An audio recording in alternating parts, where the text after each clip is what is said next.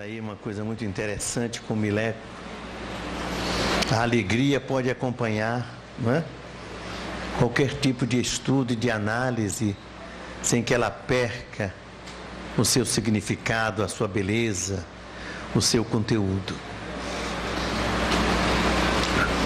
Eu dizia aos meus amigos lá em cima que quando distribuíram as tarefas, deixaram a mais difícil para mim. Aí o Kremer disse assim: é porque você é o mais velho. Há muitos anos atrás, eu fui participar de um encontro espírita aqui no Rio de Janeiro. Havia 10 temas sobre a caridade e eu cheguei atrasado. Já escolheram 9. Ficou o último para você. E do que é? Tecnologia e caridade. Eu digo, mas, graças a Deus, Deus ajuda os inocentes. Allan Kardec, depois de reunir todo o material que os espíritos lhe haviam oferecido, ficou pensando como começar o Livro dos Espíritos. O Livro dos Espíritos era uma obra incomensurável.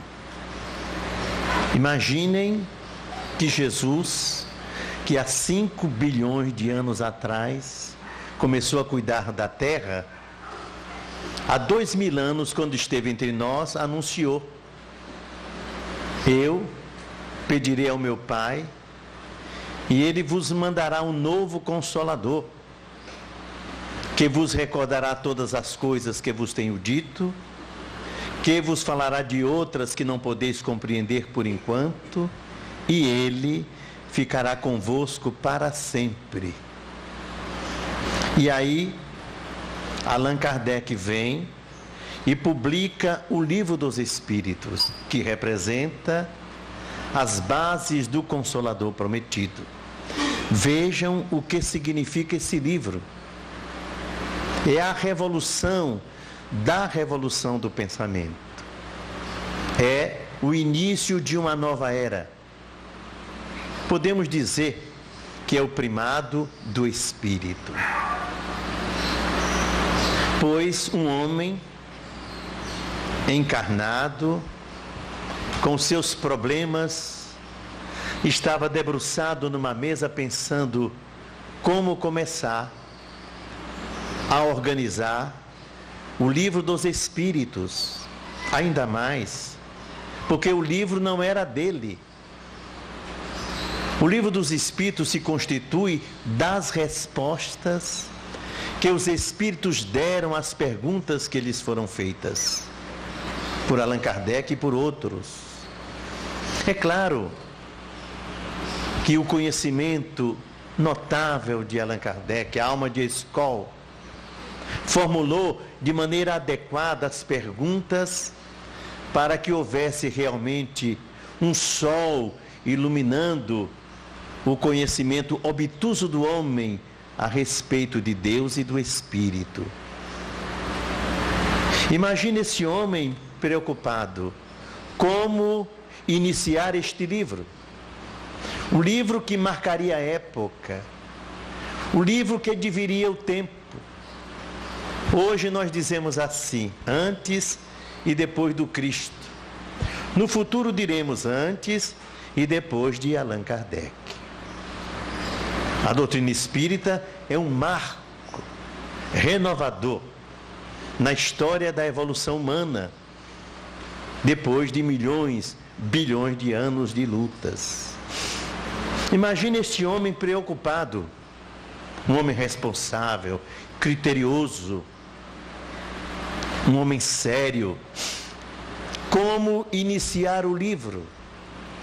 Como começá-lo?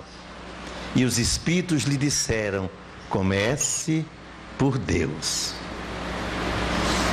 Ele então faz a primeira pergunta do Livro dos Espíritos. Mas ele não pergunta quem é Deus. Observem que está assim: que é Deus. Allan Kardec era um intelectual, um cientista. E ele sabia que a pergunta quem é Deus exige uma definição. E os espíritos lhe haviam ensinado que Deus é o absoluto. Tudo mais é relativo. Como podemos definir o absoluto? Como pode o relativo definir o absoluto? Há uma incapacidade absoluta para tal. No entanto, ao perguntar quem é Deus, ele se permite o direito de conceituar o que é diferente. E é exatamente o que ele faz examinando as respostas que os espíritos deram quando ele perguntou que é Deus. E fica muito difícil, mesmo com as respostas conceituais de Deus, entendê-lo. Amigos meus me dizem: eu não consigo orar a Deus. Eu não me sinto à vontade para falar com Deus. Ele é o absoluto. Como posso alcançá-lo? Como posso comunicar-me com Ele? Eu sou um mísero ser despertando, um verme, enquanto Ele é o absoluto. Como é que eu vou me relacionar com Ele? Não sei como lhe falar. Estabelecer contato, fazer uma ponte. É claro que é muito difícil, mas a doutrina espírita, no próprio Livro dos Espíritos e nos demais livros da codificação e na imensa bibliografia espalhada por aí, que hoje vai a mais de 4.000 títulos, já nos permite um conhecimento mais íntimo de Deus. Luciano dos Anjos, um jornalista espírita, escreveu um livro com um título interessante que às vezes as pessoas confundem. Deus é o absurdo. É o título do seu livro. E alguém me disse: Geraldo, ele disse que Deus é absurdo? Eu disse: não. Ele não disse que Deus é absurdo, impossível. Não, ele disse que Deus é o absurdo. É diferente. E filosofando, ele mergulha numa análise de Deus, dentro das conceituações que foram passadas pelos Espíritos. Vejamos bem, nós estamos no planeta Terra, e quando estudamos a geografia do planeta, as leis que regem o planeta, ficamos estarrecidos com as distâncias e as modulações diferentes no espaço até o espaço sideral. Um aviador, por exemplo, no avião, ele vai subindo. Quando ele chega a uma certa altura, ele tem que colocar uma máscara de oxigênio, senão ele desmaia. Porque o oxigênio se torna rarefeito onde ele se encontra, e para manter a sua acuidade, ele precisa do oxigênio tradicional, que ele respira até uma certa altura. A partir dali, ele pode perder os sentidos, enlouquece um pouco e não pode mais manejar o seu avião. Os raios cósmicos que vêm do espaço constantemente na direção da Terra não nos atingem diretamente. Existe uma espécie de filtro em torno do nosso planeta. Além disso, o Sol. O Sol vem, ele é filtrado e nos atinge na medida certa. Há uns que sofrem mais, coitados, lá no norte e no nordeste. Nós não, somos beneficiados, embora no verão experimentemos um calor terrível de 40 graus. Mas eu já estive em Manaus, 45 graus, pensei que estava morrendo. Eu fui andando pela rua e olhei para o meu braço, começou a minar água. E digo: meu Deus, estou desencarnando. É o fluido que está saindo. E eu fiquei todo ensopado. Era a temperatura. Os poros se abriam e eu suava. Há no deserto e em certas regiões da terra uma temperatura estarrecedora, porém não mortal se o indivíduo não fica submetido inteiramente a ela. Essa temperatura é regulada por filtros em torno do nosso planeta. Se fosse de menos, morreríamos. Se fosse de mais, nós também morreríamos. O nosso planeta é complexo. É muito difícil de ser analisado as leis aqui em nosso planeta. Vocês imaginem que ele gira em torno dele e gira também em torno do Sol, que é a nossa estrela, que é o nosso astro-rei. Em torno do Sol giram outros planetas em torno de si, em torno do Sol, mas o Sol também gira em torno dele e vai levando a sua família por aí, pelo espaço, por uma galáxia chamada Via Láctea, que é a nossa galáxia. Essa galáxia faz parte de outras galáxias que compõem o cosmo, o chamado macrocosmo.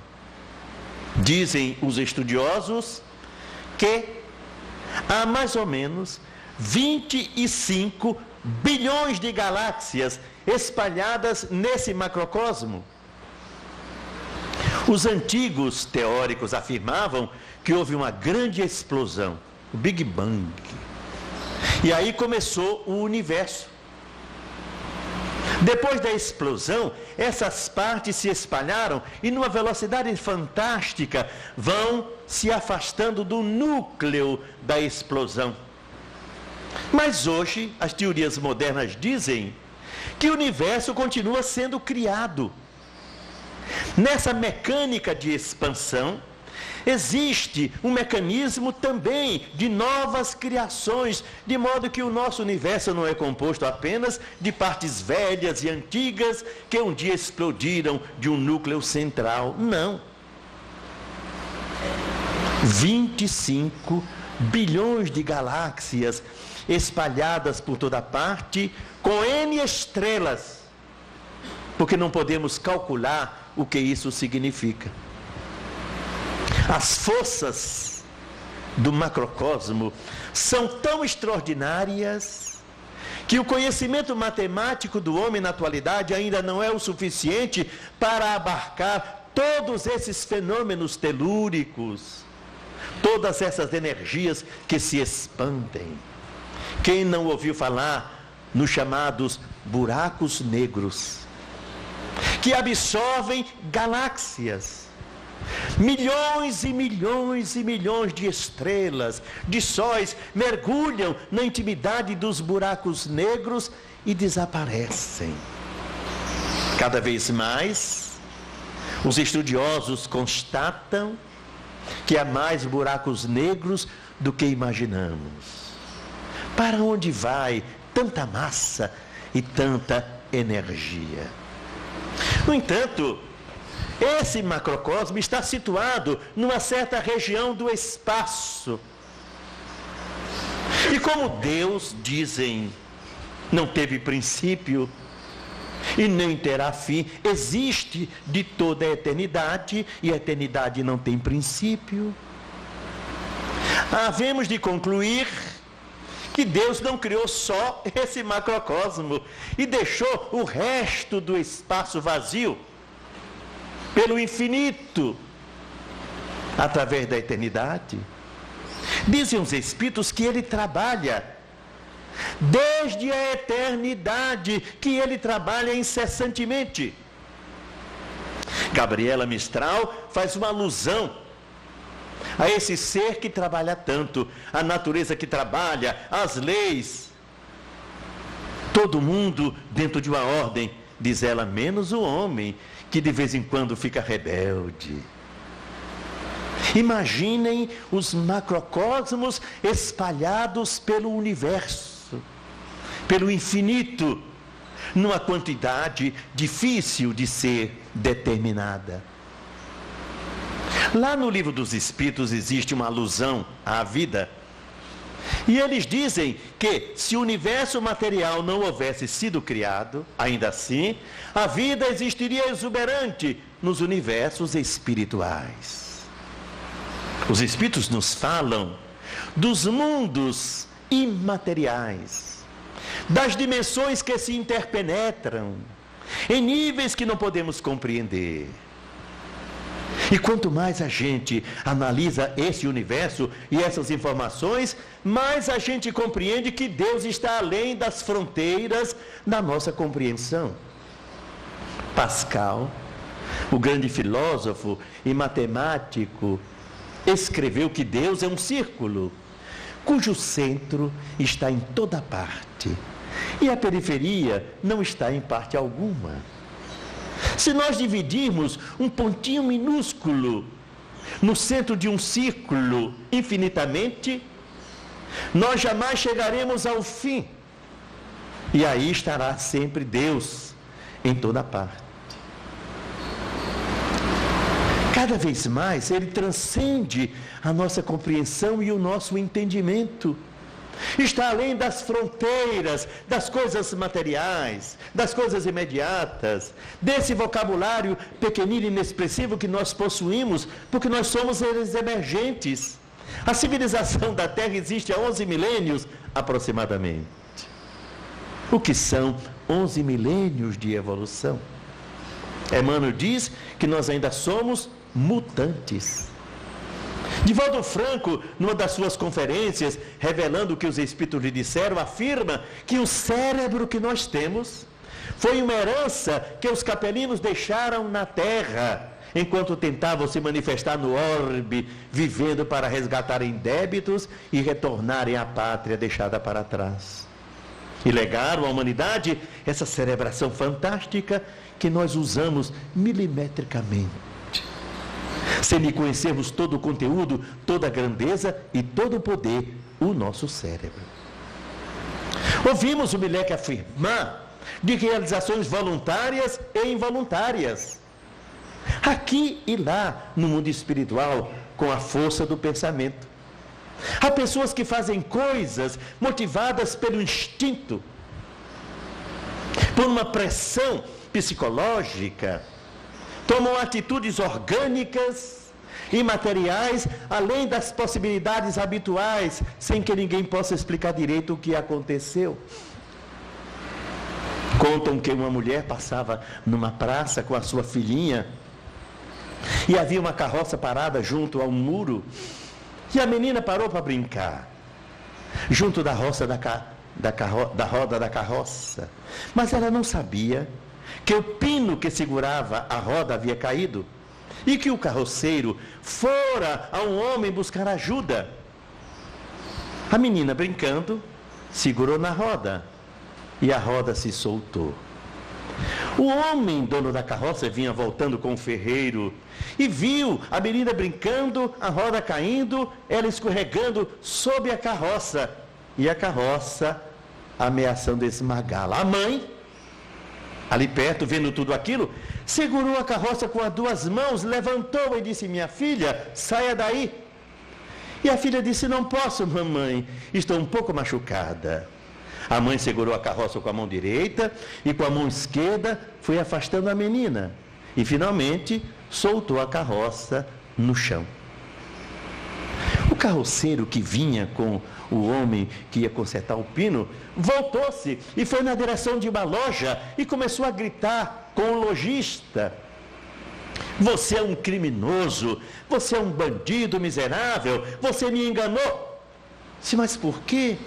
Eu comprei 200 quilos daquele material, você colocou os 200 quilos na minha carroça e eu paguei, e agora estou vendo que é mentira, porque aquela mulher pequena e frágil segurou os 200 quilos com as duas mãos e depois com uma mão só. Você é um mentiroso? O homem disse: não, eu coloquei uma carga de 200 quilos, isso não é verdade, veja.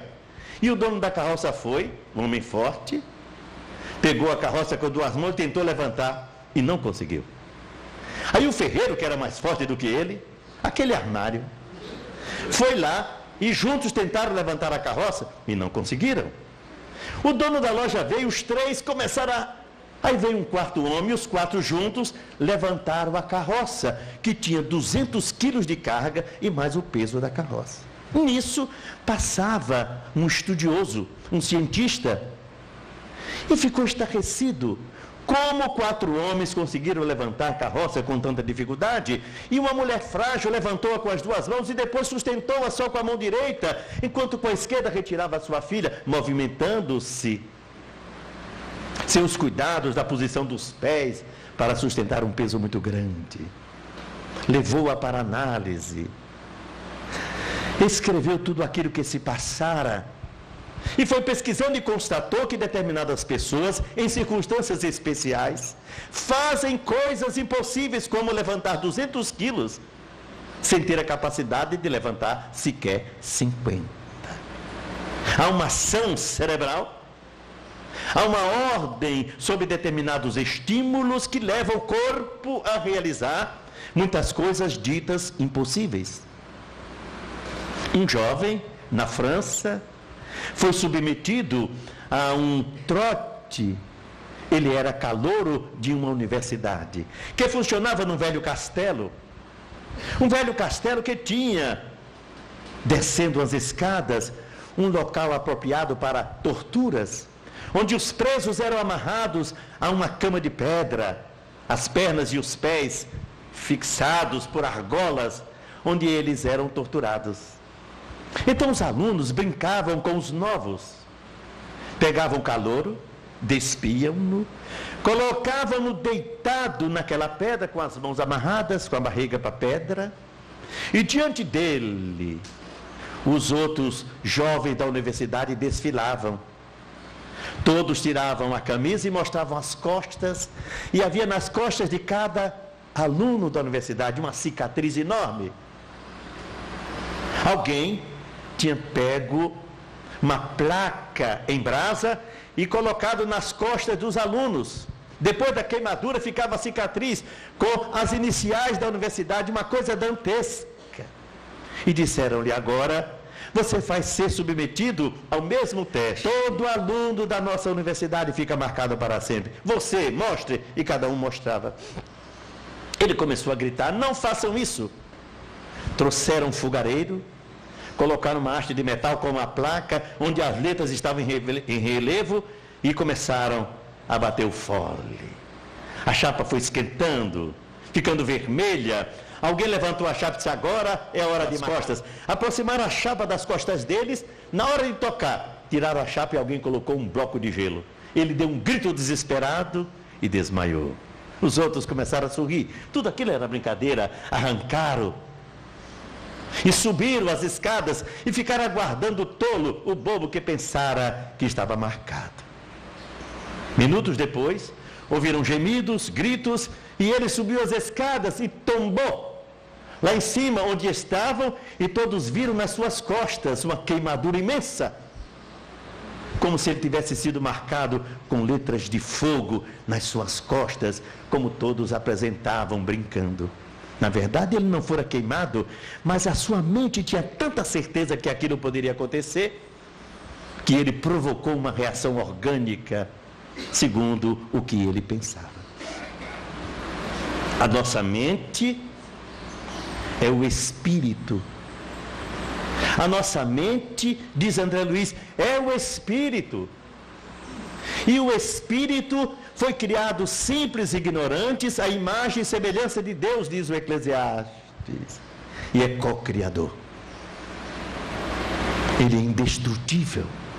Não há nenhuma força no universo que possa tocar o espírito.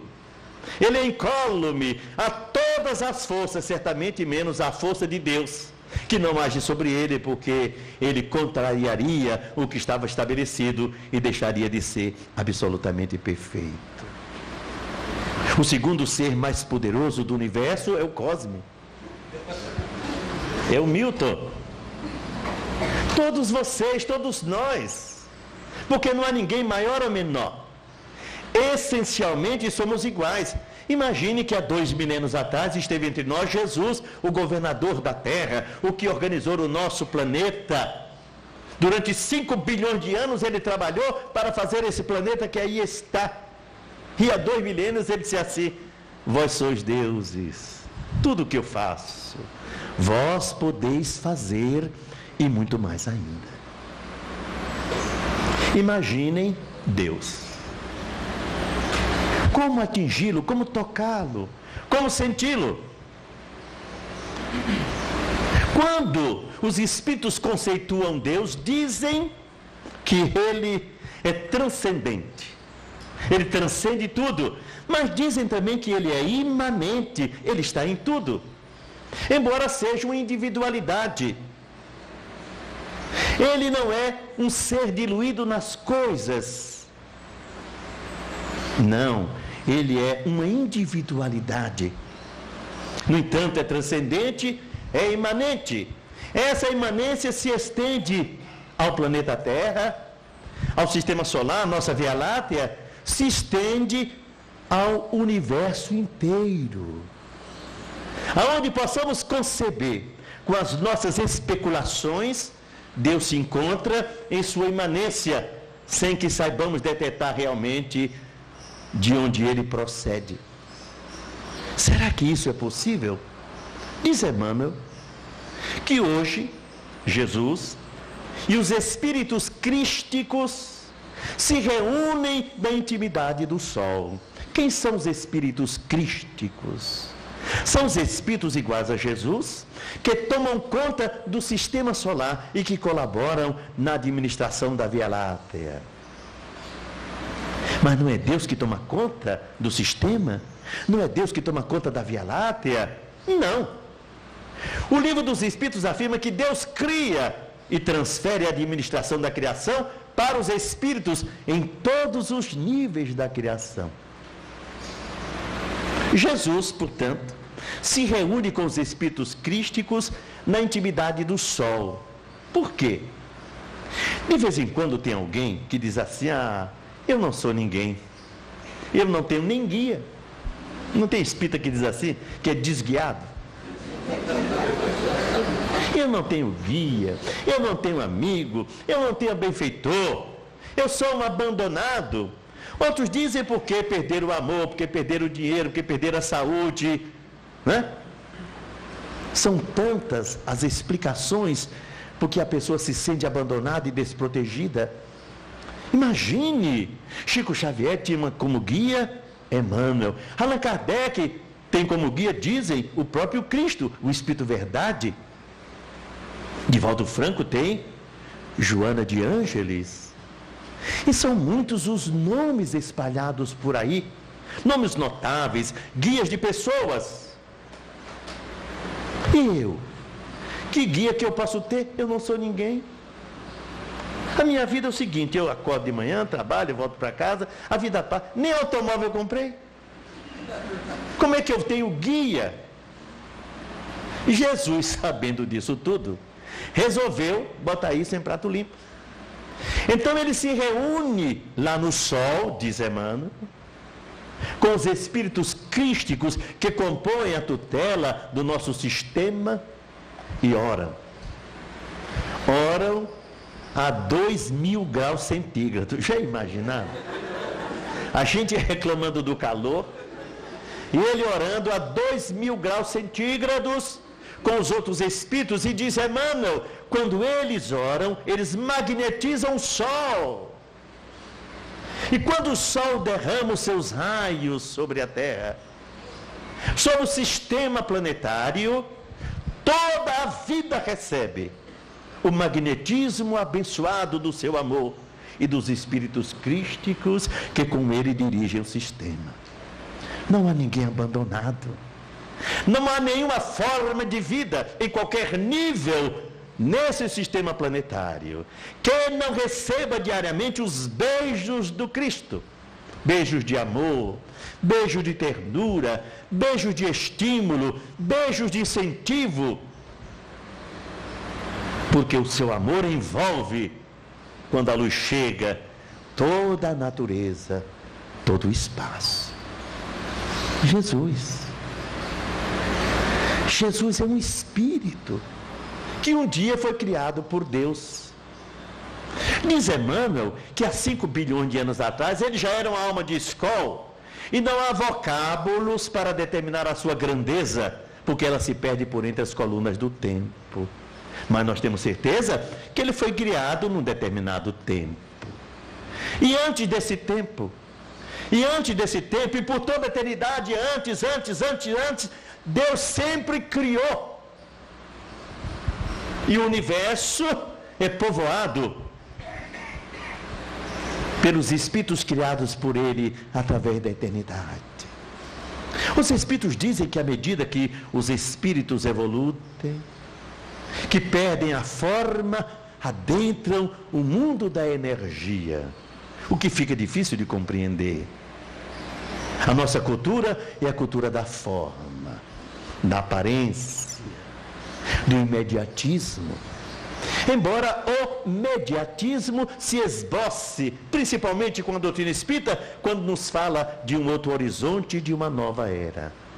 Mas nesses mundos imateriais, a vida continua soberana, sem que possamos compreender como agem formas energéticas ou energia sem forma. Cintilações. Deus está além de tudo isso, no entanto é imanente. Ele está em toda parte. Se Jesus pode, através do seu amor, modular os raios do sol com seu magnetismo, para que sejamos amados e tutelados pelo seu carinho, imaginem o Criador. Aquele que transcende o Cristo e todos os outros espíritos em qualquer nível de evolução, num número inconcebível, e que sempre será o absoluto, porque mesmo que realizemos a perfeição, sempre ela será relativa no que diz respeito ao Criador. Ele é imanente.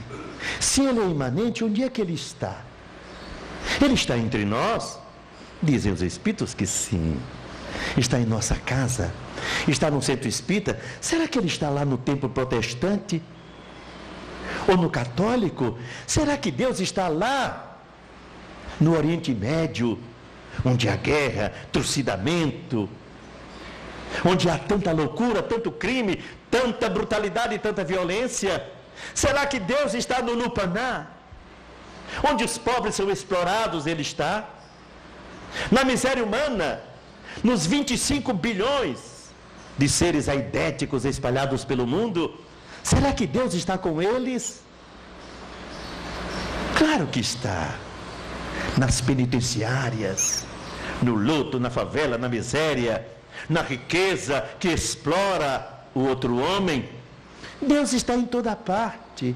Mas como pode Deus estar junto ao criminoso, ao bandido, ao trucidador, ao explorador, ao ignominioso? Como pode Deus estar ao lado daquele que explora multidões em benefício de si mesmo, só dele? Como pode? É porque ele ama. Quando alguém ama, ama. Eu conheci um homem na penitenciária, chamava-se Neném. 2 metros de altura, 1 metro de largura, cada dedo parecia um cacetete. O rosto era de uma criança calvo. Quando alguém o chamava de Neném, ele só faltava matar na penitenciária. Não era nem colocado da solitária, porque ele arrancava as barras da solitária. No entanto, a mãe dele chegava para visitá-lo. Era uma velhinha pequenininha.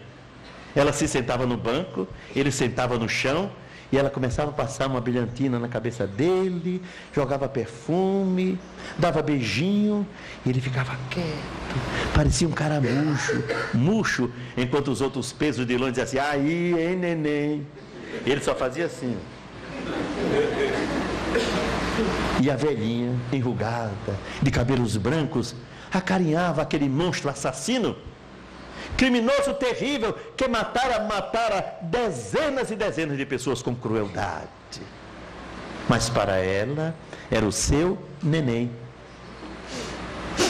Nós ajudávamos, através do grupo espírita Fabiano, várias famílias pobres. Havia uma mulher que tinha 10 filhos.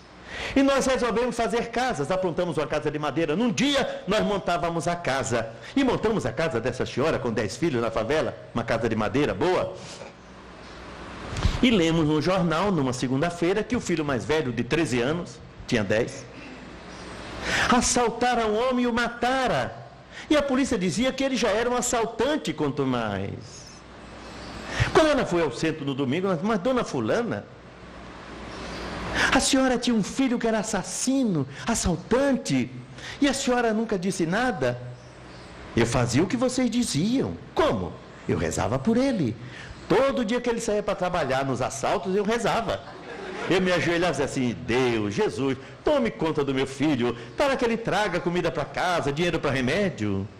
Eu não sei o que aconteceu, que a reza não valeu, e alguém reagiu e ele matou. Olha, há vários anos que ela participava da evangelização, que ela ouvia a explicação espírita, mas quando seu filho ia roubar, ela o amava. E pedia a Deus que tomasse conta dele, que o protegesse, que o amparasse. Imaginem Deus olhando a terra, a vulgaridade humana, os absurdos da vida. Imaginem Deus zangado, aborrecido, truculento, porque no passado ele era assim, usava um camisolão e ficava jogando raios na direção da terra, escolhia um monte de gente e atingia no cucuruto, cortava a árvore, dizimava nações. Era o Deus antigo, o antropomórfico, parecido com o homem.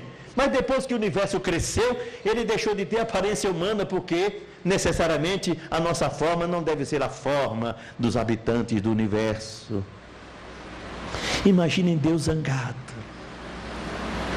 Olha, nós somos temporais. Milton, o que é que você acha do Geraldo? Isso é uma pessoa que vai indo, mas há 15 anos atrás ele deu um calote num sujeito.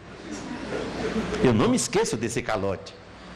O cara quase perdeu tudo que tinha. Não tinha nada, mas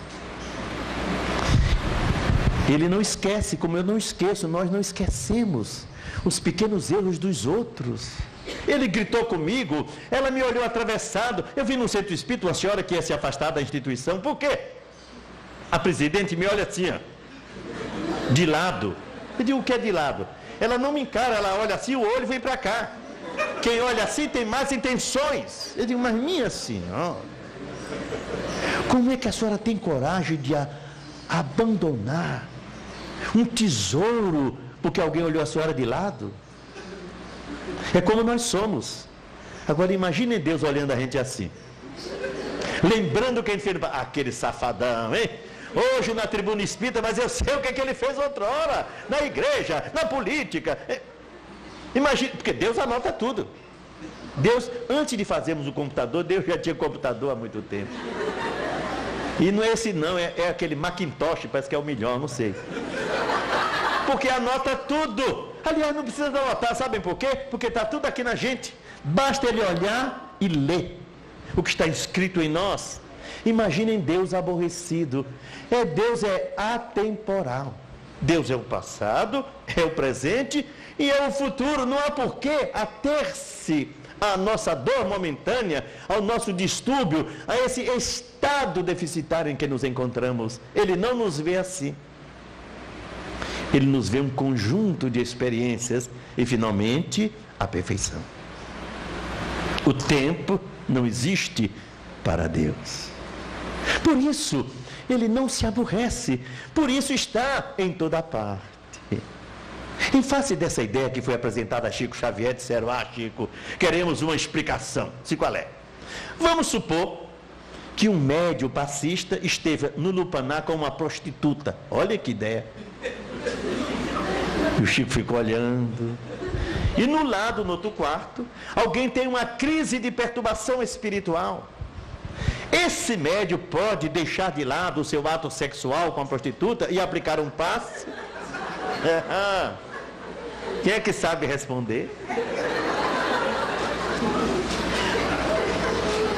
Uma vez eu contei uma história das pessoas que têm morte aparente. Não tem gente assim?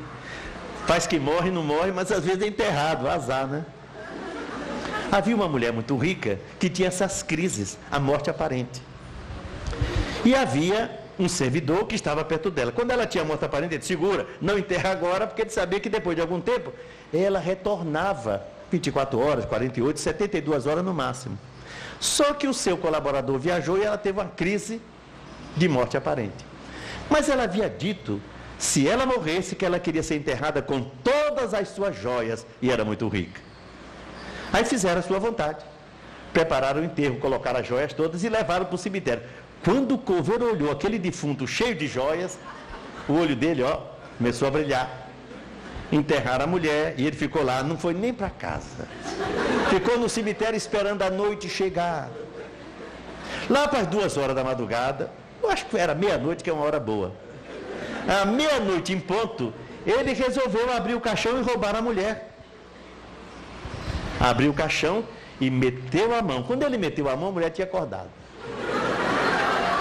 Ele meteu a mão, a mulher segurou a mão dele e botou a cabeça para fora. Imaginem vocês quem morreu. O coveiro. Pois então perguntaram a Chico, será que ele pode, o médium, dar passe naquela situação? Sabe o que ele disse? Pode. Chico, no lupanar, sim senhor. Ele deve parar, concentrar-se, pedir misericórdia a Deus, equilibrar-se vibratoriamente, se ele quiser, e aplicar o passe. Se depois, depende dele. Se quiser, vai embora. Já que está bem, se não quiser, ele volta para o pecado. Mas que pode dar o passe, pode. Vejam vocês que coisa interessante, porque o passe é dado com as nossas energias e a energia dos espíritos. O clima espiritual nós podemos fazer se temos o hábito de situá-lo, de constituí-lo com um pequeno esforço e se houver uma boa intenção. Deus, portanto, está em toda parte, junto a toda e qualquer pessoa, até junto de Hitler, coitado. Mas Deus deve estar junto dele. Eu estava no centro, na assistência social, e uma senhora disse assim, bom, o senhor quer dizer que Deus fala comigo? O senhor sabe onde é que eu moro? Num quarto miserável, são 8 pessoas, a gente passa fome, chove, entra água, como é que Deus pode falar comigo? Como é que eu posso falar com Deus? Eu digo, é muito simples. Se como? Abra a janela. Quando a luz entrar, Deus está entrando. Ele já está dentro, mas a senhora não vê, porque está meio escurinho. Abre a janela, deixa a luz entrar. Quando ela entrar, Deus entrou. Olhe para o céu, olhe para a rua, olhe para as crianças que passam e fale com Deus. Ele está ao seu lado, está dentro da senhora. Dentro de mim? Sim, dentro da senhora. Deus está em todos nós. Ele não é imanente só no espaço físico, na pedreira, nem nas cidades. Ele é imanente também na intimidade dos seres, faz parte das criaturas a sua presença. Joana de Ângeles afirma que o amor é o hálito de Deus fecundando a vida. Ele está em toda parte. Então a senhora fala com ele, troca ideias com ele, ele vai lhe escutar. Será que Deus escuta? Nós estávamos no colégio militar para o feirão beneficente Promansão do Caminho e ameaçava chover. Eu disse, Divaldo, e aí? São 5.000 pessoas que passam durante o dia, que compram as coisas, no final você fala e vai chover. Ele disse, não vai. Eu disse, por quê? Porque eu já falei com os elementais. Ele disse, como é que é a história? Eu falei com os elementais, disse a eles que eu não quero chuva. E pode, ele disse, pode. Como? Aí eu rezei, concentrei-se elementais e mandei a mensagem. E aí, não chove. Eu não acredito, Divaldo, isso é verdade. E não choveu. Uma vez, ele estava encerrando, era 5 horas da tarde, ele ia falar. Aí a Joana disse, olha, você pediu aos elementais, mas eles já estão cansados de segurar a chuva. Se eu vou dar um reforço, você fala até às 6 horas, depois das 6 vai baixar um toró. Termine 15 para 6 para dar tempo do povo correr. Aí ele me falou assim, Divaldo, desde de brincadeira, isso é verdade. Aí começou a falar. Quando deu 5h45, ele encerrou e disse: trate de ir embora que vai chover. Quando deu 6 horas, olha, São Pedro abriu todas as torneiras. Foi um temporal. Outra vez ele foi falar numa unidade militar que tem na Tijuca, que era o antigo DOI-CODE, onde as pessoas eram torturadas. E colocaram um coronel espírita dirigindo aquela unidade. E ele fazia o seguinte: convidava os ex-torturados para visitar o quartel, a unidade, fazia reuniões espíritas. A gente falava lá de vez em quando. Ele trazia os meninos do morro, 50 crianças no ônibus, colocava ali o dia inteiro. Os meninos brincavam com os soldados, o sargento, depois voltavam. Ele tentou dar uma outra conotação àquela unidade. Um dia, convidou Divaldo para uma conferência. Disse: eu vou convidar todo o bairro da Tijuca. Eu vou colocar 2.000 pessoas no pátio. Foi a Brahma, que é uma cervejaria ali perto, pediu cadeira, não sei quem cedeu, ele botou 2.000 lugares. Aí começou a chover. Foi um domingo de chuva, um domingo tenebroso. Eu disse: meu Deus. Um pouco antes da palestra, parou de chover e o povo foi chegando. Foi chegando, e Divaldo chegou e disse: olha, coronel, os elementais estão tomando conta. O senhor trate de avisar o povo que, terminada a palestra, eles vão embora, porque vai ter um dilúvio. Se Divaldo disse: olha para o céu, de repente começou a clarear. Ali onde era o quartel, ficou limpo, o resto tudo escuro. Mas ali uma brancura só. Ele falou, quando ele terminou de falar, meia hora depois, aquela coisa toda. Ele estava numa cidade chamada Ponta Grossa. Era a época da primavera. Ele saiu passeando. Havia muitos flamboyantes, ele viu dos flamboyantes saindo aqueles seres meio transparentes, parecendo crianças. Todos levavam uma bola de algodão na mão, procuravam as pessoas que passavam e colocavam a bola de algodão no rosto. A pessoa absorvia aquilo e ele notou que alguns começavam a suar. A sudorese era uma espécie de fluido ruim, feio, outros bons. Dependendo do estado da pessoa, a sudorese era uma espécie de excremento mental, uma espécie de encharcamento perispiritual. Ele ficou estarrecido. Dali ele foi para Uberaba. Encontrou Chico Xavier à sombra do abacateiro. Disse: Chico, acho que eu estou perturbado. Ele disse: por quê? Eu vi um monte de garotinho, de criancinha, de seres meio transparentes saindo das árvores com um bolo de algodão, colocando no rosto de todo mundo. Aí o Chico disse: ai, meu filho, eu também tive uma experiência assim. Disse: como é que foi? Eu estava aqui rezando um dia, fazendo o culto, havia 150 pessoas de vários estados, e começou a ameaçar a chuva. Eu rezei e Emanuel apareceu. Disse: o que é que você quer? Disse: eu queria que não chovesse. Disse: eu não tenho nada com isso, você fale com Jesus. Aí eu fechei os olhos, Divaldo, e comecei a rezar: meu Jesus, tem tanta gente aqui, vai chover, Senhor, vai molhar o povo. Aí eu vi uma voz assim: abra os olhos e olhe. Era Emmanuel. Quando eu olhei, dos abacateiros e das árvores saíam aqueles seres que voavam na direção do céu e faziam certos movimentos, e as nuvens foram se afastando. Eu fiquei de boca aberta e perguntei assim: Emmanuel, o que é isso? Eles são os elementais, eles tomam conta da natureza. Quando você quiser alguma coisa, você peça. O Divaldo de vez em quando pede aos elementais e não chove. De modo que vocês pensem bem que a natureza está cheia de recursos que a gente pode mobilizar com a nossa mente, porque Deus está dentro de nós, faz parte da nossa natureza e permite que isso aconteça. Ele está aí, à nossa mercê. Cabe-nos ouvi-lo quando quisermos, quando desejarmos. É que a gente faz muito tumulto, a gente fica gritando dentro da mente. Faça silêncio para ouvir Deus, para senti-lo. Ele está aí, imanente. Ele é amor, Ele é paz, Ele é tranquilidade, Ele é esperança.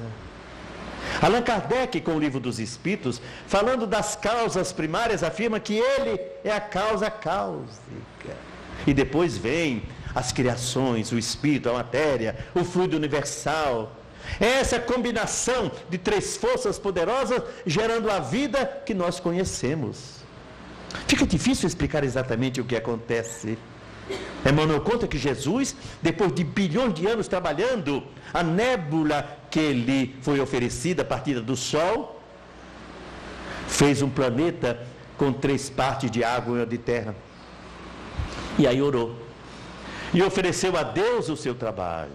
Em resposta, uma nuvem desceu dos céus e envolveu a terra toda. E quando ela se desfez, da intimidade tépida dos oceanos haviam seres unicelulares. A vida básica e fundamental que ele desenvolveu, constituindo o que aí se encontra. Mas o que é que a ciência diz? A ciência diz que esporos galácticos vieram do espaço, caíram no planeta, nas águas e constituíram a base da vida. São maneiras de dizer. Mas a tese espírita nos informa que atrás, nos bastidores de todos os acontecimentos, existe o mundo espiritual e a misericórdia divina.